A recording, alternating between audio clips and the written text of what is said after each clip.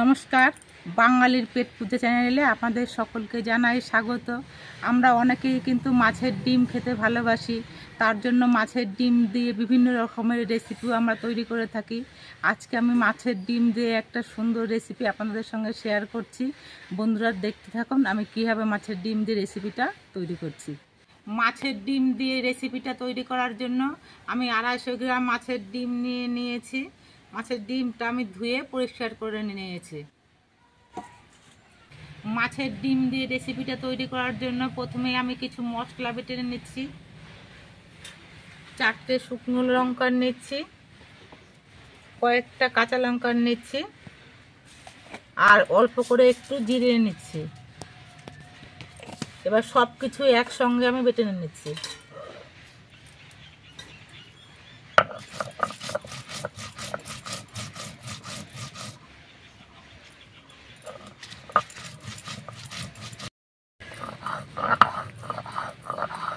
মশলাটা বাটা হয়ে গেছে, এটা আমি একটা বাটির মধ্যে তুলে রাখছি।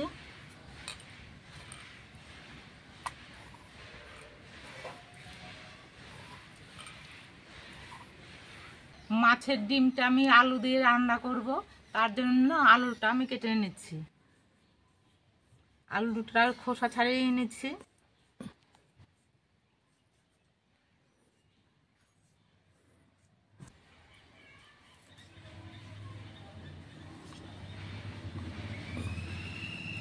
এরকম পিস করে আমি আলুটা কেটে নিচ্ছি।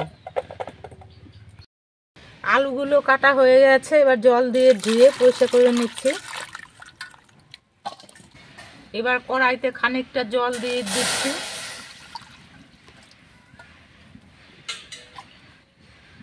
জলটা গরম করে নিতে হবে। জলটা গরম হয়ে যাওয়ার পর এর মধ্যে 1/2 চামচ নুন দিচ্ছি, আর অল্প করে একটু হলুদের গুঁড়ো দিচ্ছি। জলটা টকবক করে ফুটছে, এবার এর মধ্যে আমি মাছের ডিমগুলো দিয়ে দিচ্ছি।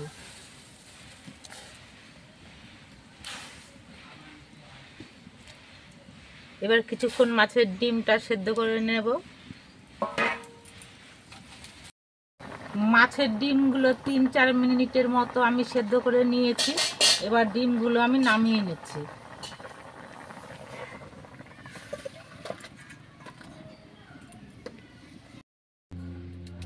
মাছের ডিমগুলো থেকে আমি গরম জলটা ফেলে দিয়েছি। এবার ডিমটা একটু ঠান্ডা করে নেব। আবার উনুনে কড়াইটা বসিয়ে গরম করে নিয়েছি। এবার এর মধ্যে দিয়ে দিচ্ছি সর্ষের তেল। তেলটা গরম হয়ে যাওয়ার পর এর মধ্যে আমি আলুগুলো ভেজে নিচ্ছি।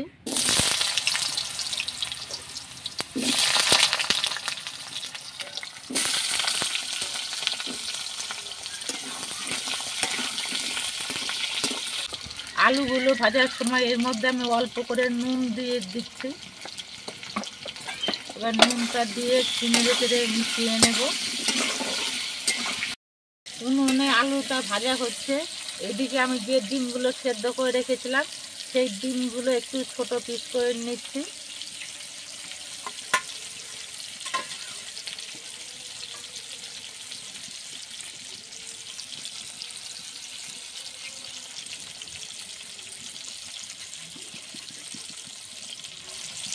আপনারা বটি বা ছুরি দিয়ে পিস করে নিতে পারেন, আমি খুন্তি দিয়ে পিস করে নিচ্ছি।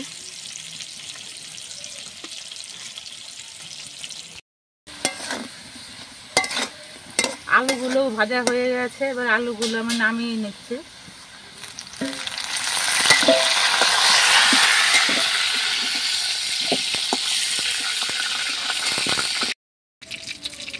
এবার এই সেদ্ধ করা ডিমের পিসগুলো ভেজে নেব।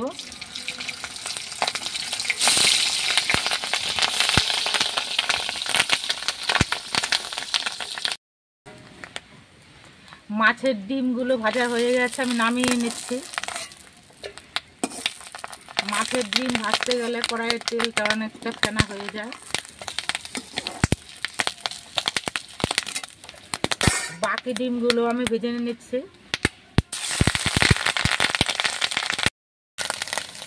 সবগুলো মাছের ডিমই ভাজা হয়ে গেছে। আমি নামিয়ে নিচ্ছি। কিছু কিছু মাছের ডিম ভেঙে গিয়েছিল, সেগুলো এরকম গুঁড়ো গুঁড়ো হয়ে গেছে। কড়াইতে দিয়ে দিচ্ছি সর্ষের তেল। তেলটা গরম হয়ে যাওয়ার পর এর মধ্যে দিয়ে দিচ্ছি 2টো তেজপাতা, 2টো শুকনো লঙ্কা আর অল্প একটু গোটা জিরে। মশলাগুলো ভাজা হয়ে যাওয়ার পর এর মধ্যে আমি বেটে নেওয়া মশলাটা দিয়ে দিচ্ছি।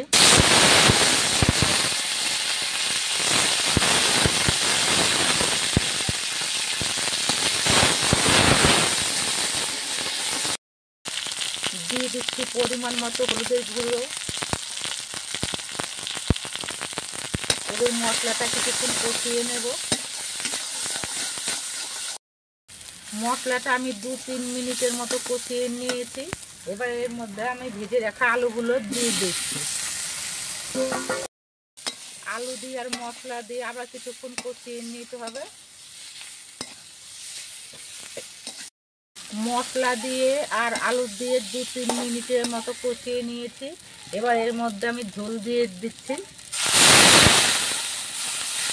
তরকারিটাতে আমি বেশি ঝোল রাখবো না, তাদের জন্য ঝোলের পরিমাণটা কম করেই দেব। আলুগুলো ভাজার সময় আমি নুন দিয়েছিলাম, পরিমাণ বুঝে নিয়ে আর একটু নুন আমি দিয়ে দিচ্ছি।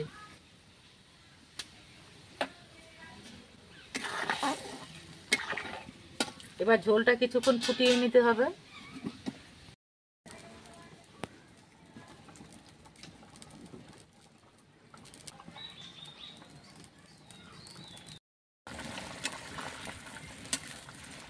ঝোলটা কিছুক্ষণ ফুটিয়ে নেওয়ার পর আলুগুলো সেদ্ধ হয়ে গেছে। এবার এর মধ্যে আমি ভাজা ডিমগুলো দিয়ে দিচ্ছি।